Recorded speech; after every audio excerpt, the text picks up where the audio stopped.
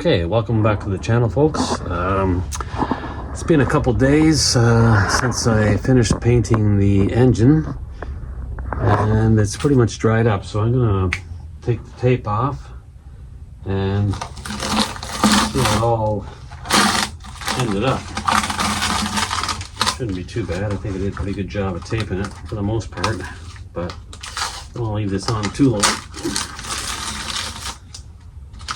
That clear coat really, I don't know, it's not as shiny as it was, but still pretty glossy. But over time, I'm sure that the bit of heat and dirt, that'll take care of that problem.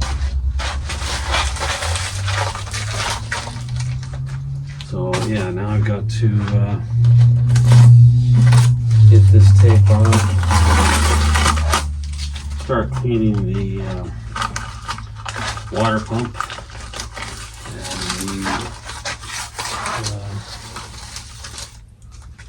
harmonic balancer. Okay, got the harmonic balancer all cleaned up, and the seal surface buffed up with the some 800 grit. So hopefully that's going to be okay. So now I'm just going to give it a bit of this trim clad rust reformer. Oh, that's not a good start. There we go. A bit of crud, I guess, in the nozzle. There we go. I think that's good enough for now. All right, I'll let that dry for, well, at least 20 minutes. Then I'll hit it with some semi-gloss black, and that should do it. All right, I'll catch you in a bit. Okay, so where we left off, I was getting the accessories cleaned up and painted for this motor, and in particular the water pump, which is sitting over here now. It's all dried up. It's got a couple good coats of paint on it, so that's ready to go back on the motor. And also the harmonic balancer, painted and cleaned and polished the seal bearing surface, which still, it's got a couple grooves in it. Hopefully that's not going to be a problem. It wasn't leaking when I took it off, but if it does, I'm going to have to put a repair sleeve on that. But we'll see how it goes. The seal is new, so that should help. Okay, so yeah, I've got the starter cleaned up, ready to paint that. Just going to hit it with some black paint and clean up that fuel pump before I put that back on, and make sure these headers fit.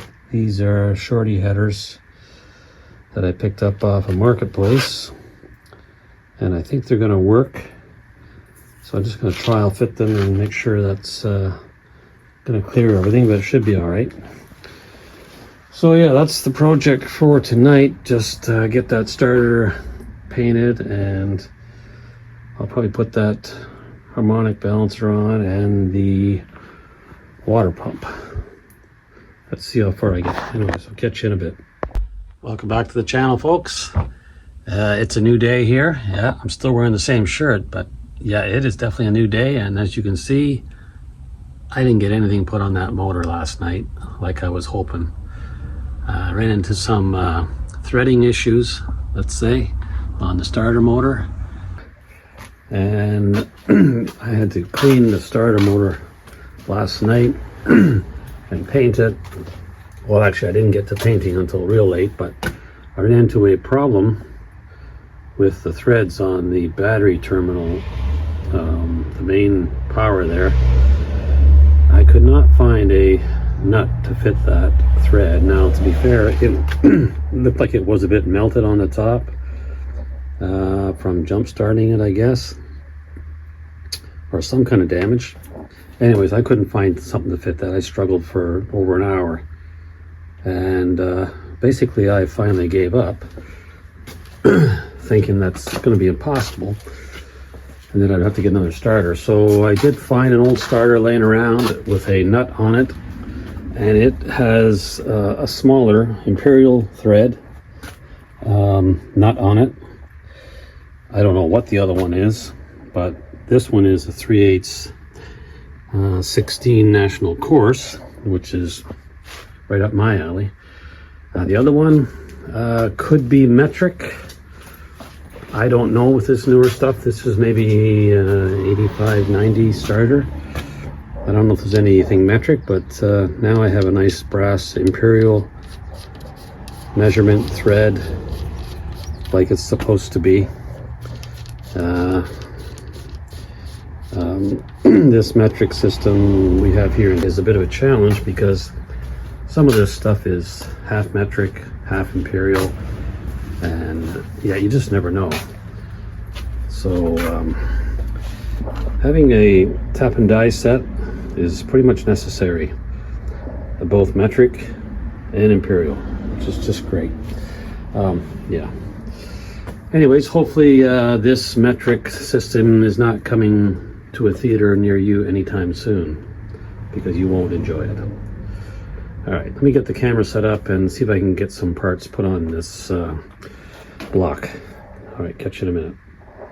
Okay, here we go. This might be my start on putting things back on finally. Got a few pieces painted and prepared. Let me just angle you down here so you can see exactly what I'm going to attempt to do. First thing I'm going to do is try and put on this harmonic balancer. I don't have the proper tool, so I'm just going to have to do my best with it and try and use the retaining bolt to put it on.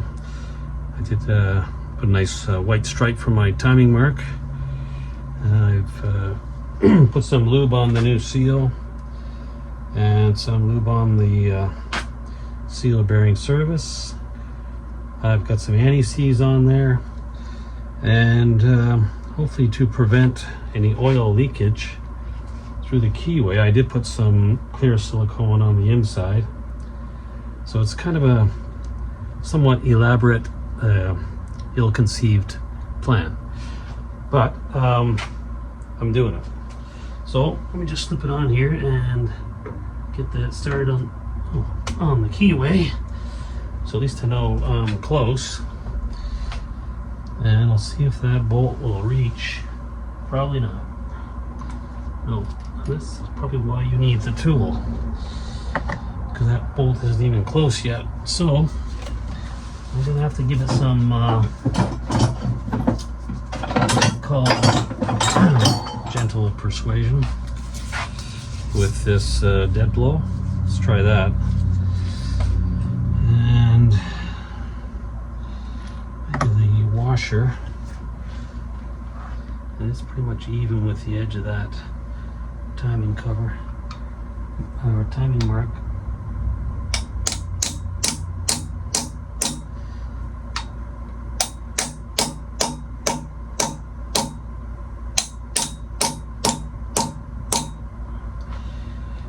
Okay, so it moved 1/8 of an inch. That's great.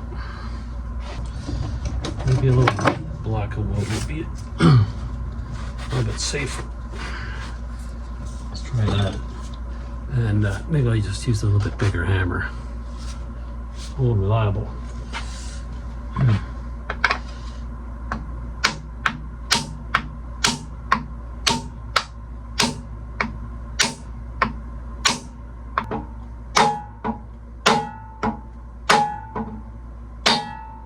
Whoa, I think that hit home. Okay, I'm back. I had to take a little break there to regain my senses after using that big hammer on the harmonic balancer, but it is on and it is fully seated, no doubt. Use a big enough hammer, it will be. In my defense, I will say my 64 Chevy with the 283 does not have a bolt, a retaining bolt for the harmonic balancer. They're just a slip fit or friction fit, maybe.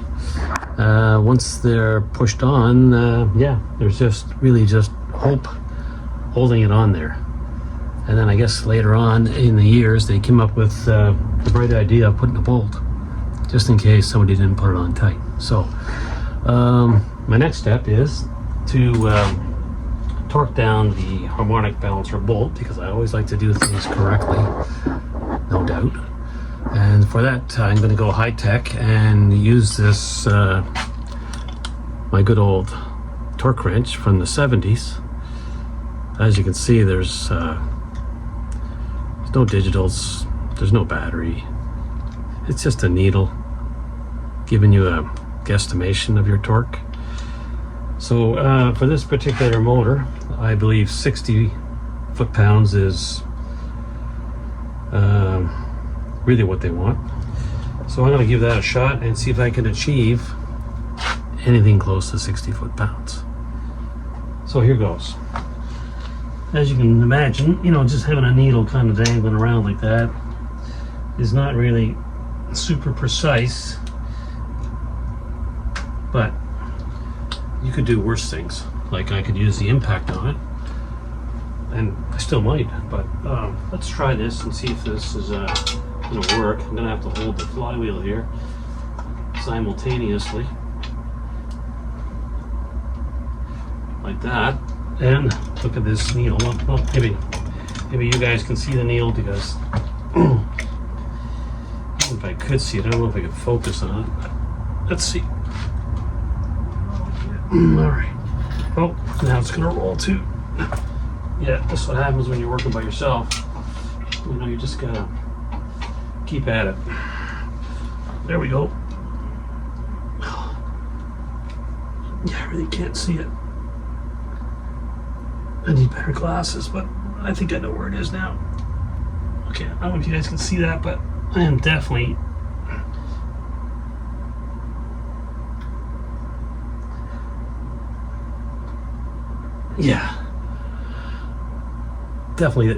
definitely 60.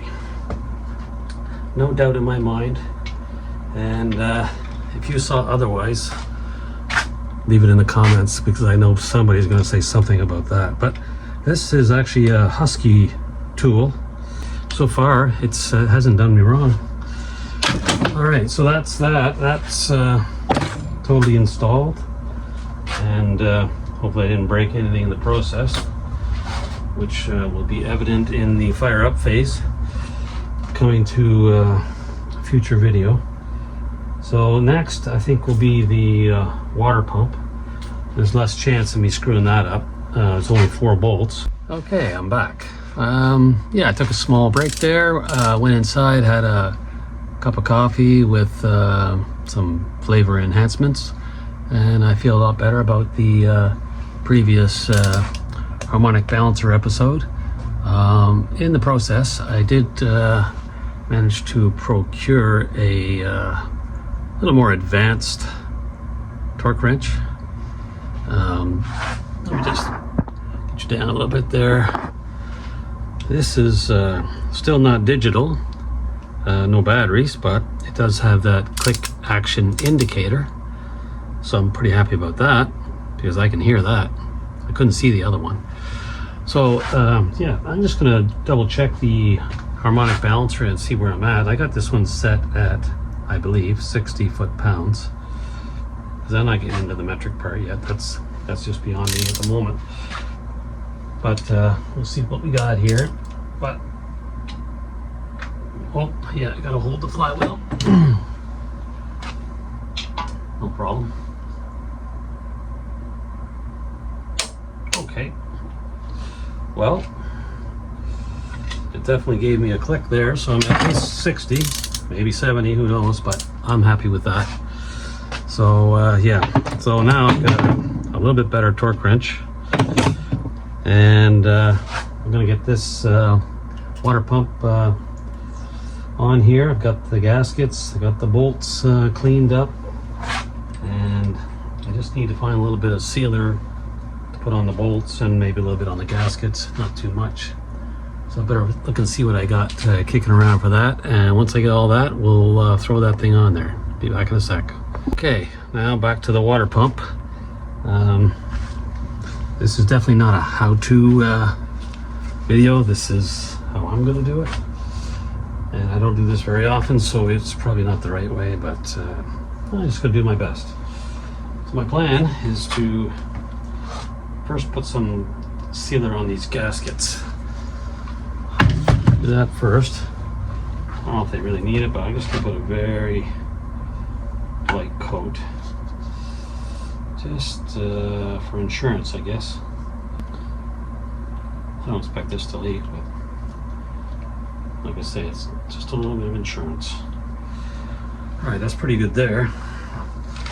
Now the water pump, I'll do the same thing. Just a thin coat. I don't want it oozing all over the place.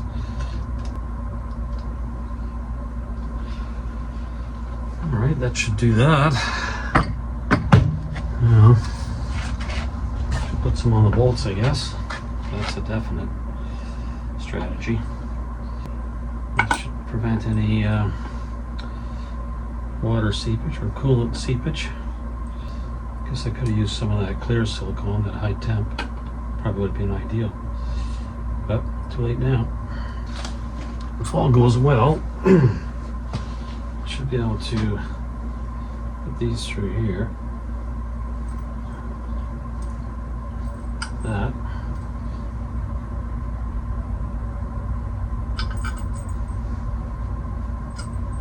That. And this one goes on this side. Go on there. These through.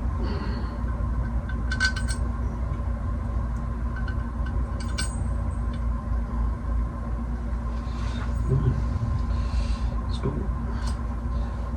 That. And the gasket.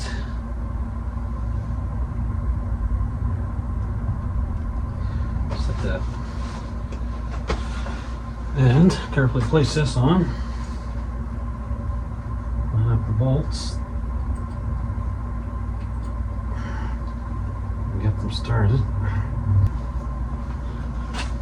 Okay, I think that's supposed to go like that.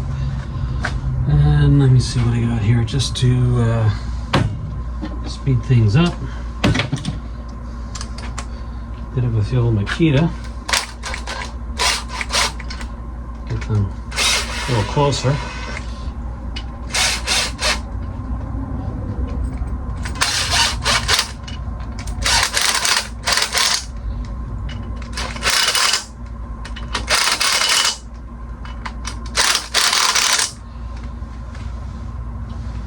That looks awesome.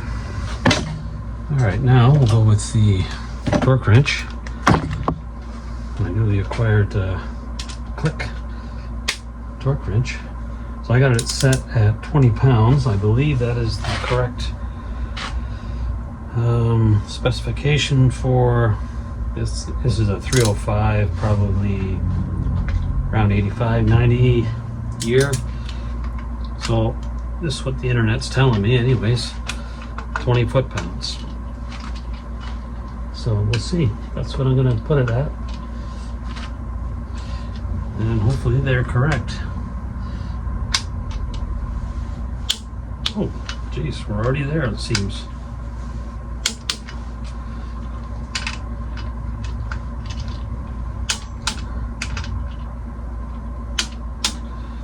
Okay, so that's 20. Let me set this one at, let's go a little more. 25. 25. 25. 25. 25. Next, I'm going to install the starter motor. Okay. Moving on to the starter motor. This shouldn't be that big of a deal. It's all ready to go. I painted it. Got the bolts all clean. Fixed up the threads on this battery terminal here.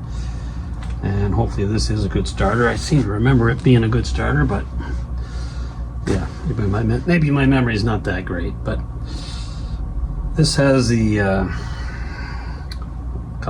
I would call the zigzag pattern, kind of diagonal I don't know why they change them, but throughout the years, I guess some of them used to bolt right to the bell housing back in the day. This is not one of those.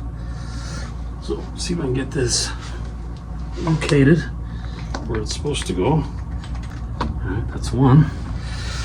And what I'm told, these bolts are specific to starter motors because they have that little knurled piece there which kind of tightens everything up.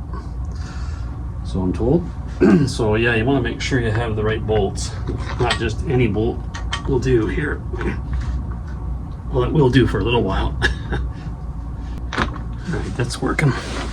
Now I'll just see if we can snug them up with the old Makita, and that'll speed things up a bit, and then I'll get the torque wrench going. So let's see what happens. Alright, that's snugged up.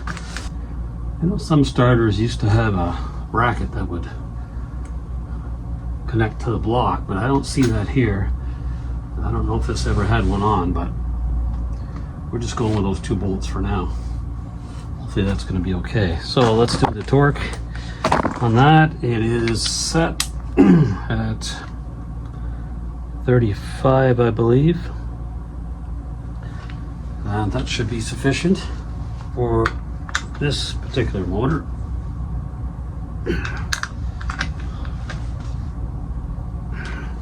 I would think.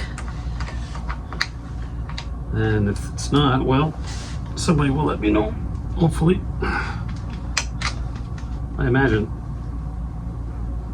it does need to be fairly tight. A lot of torque on that when you start this thing up. Okay, there's 35. And there's 35. Double check that. Yeah. Okay.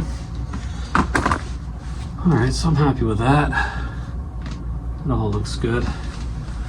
And I suppose I could put the fuel pump on there. Maybe I won't. Well, yes, I'm going to put the fuel pump on, get it all fitted, make sure it's all good.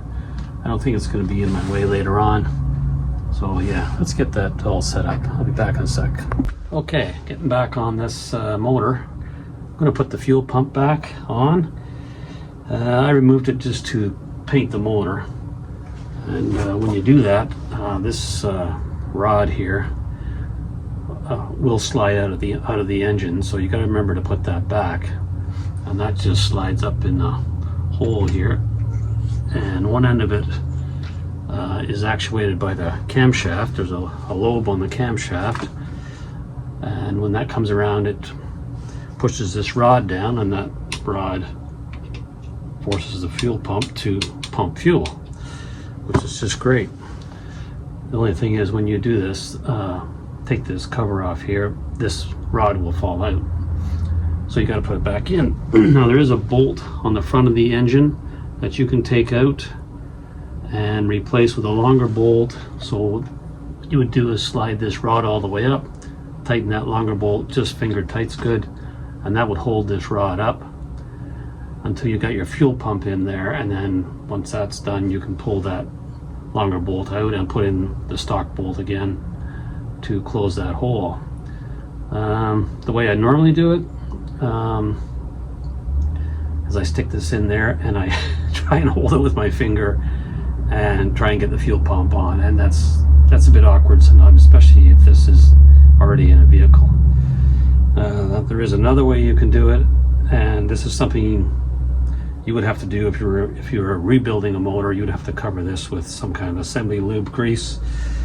And what I'm going to do is take some heavy, it's actually axle grease, and slather this because it does need to be lubed anyways, and stick this up in there, and I'm hoping that this grease will hold this rod up there in position until I get the fuel pump on.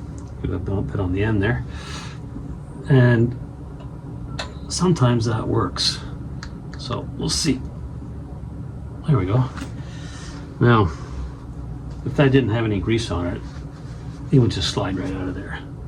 and land on my dirty shop floor with some kind of gouge on it or something. So let's see if that grease is going to hold long enough for me to get my act together here. Just get a little bit of brake clean here.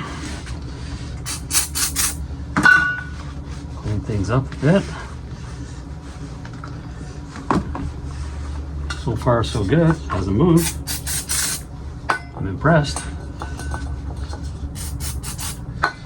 Just clean the gasket surface a little bit.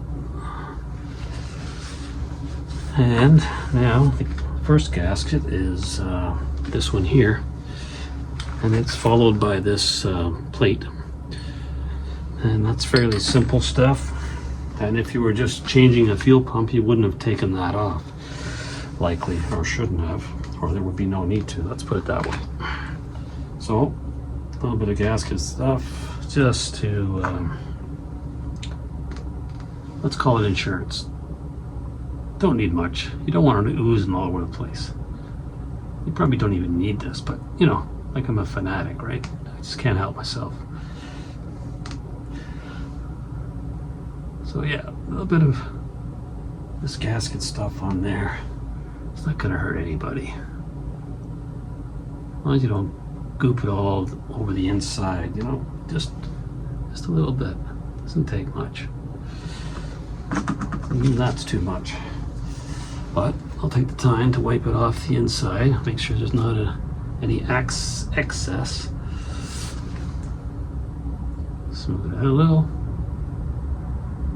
That's it. You can hardly even see it. That's my story anyways. There we go. So that's that.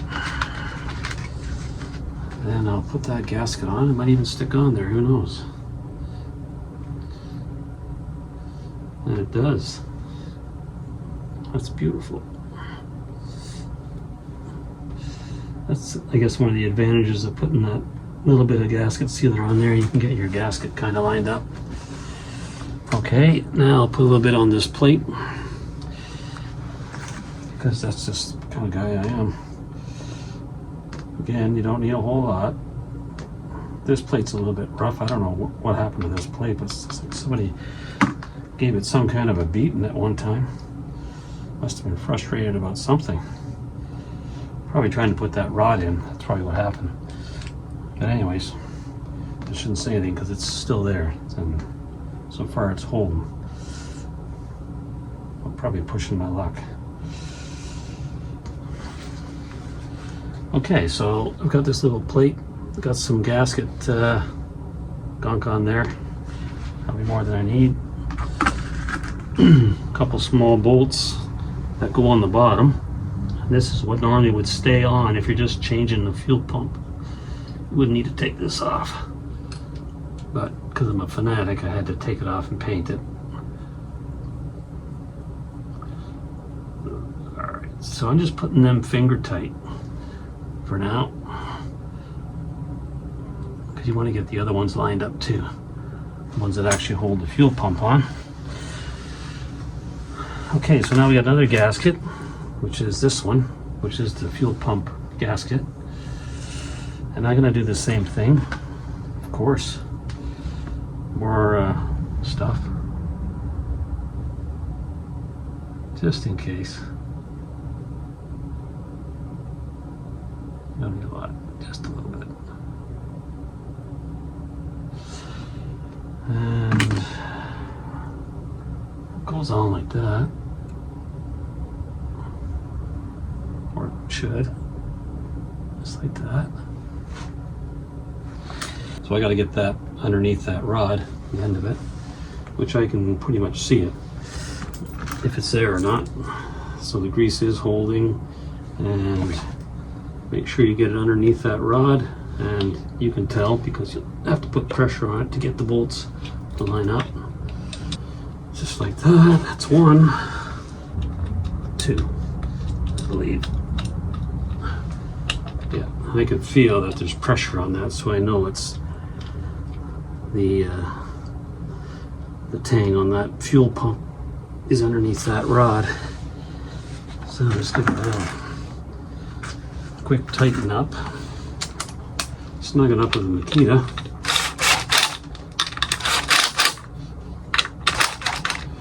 It's not bad.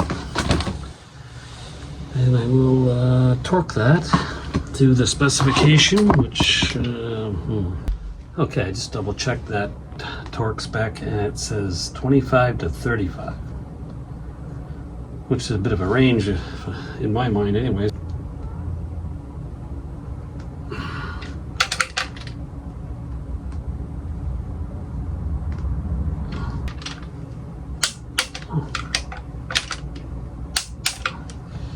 That's 25.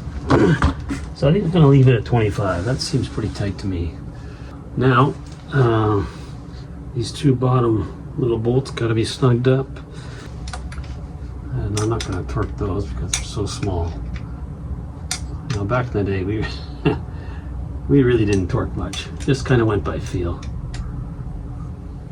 But, you know, as things got more high-tech along the way, that you had to be a lot more careful with your torquing, I guess.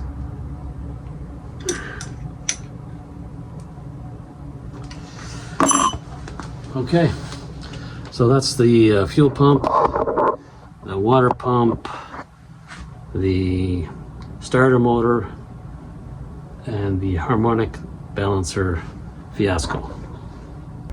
Now I'm going to put on the chrome valve covers that originally came with this motor. There's one over there. They were kind of grimy and stuff. Wasn't sure I'm going to use them, but I did polish them up and clean them, so they don't look that bad.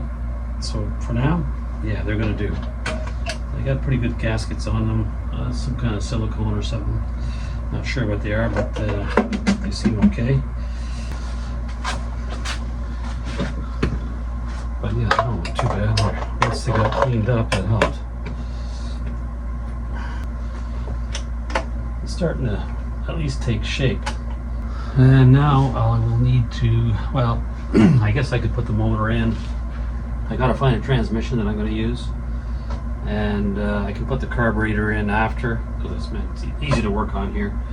I'd like to get this motor and tranny in there so I can figure out the drive shaft. And also I may have to pull out that cross member there. I don't know if you can see that, but right there, just below the cab, that was actually for a standard transmission, so the bell housing attached to that.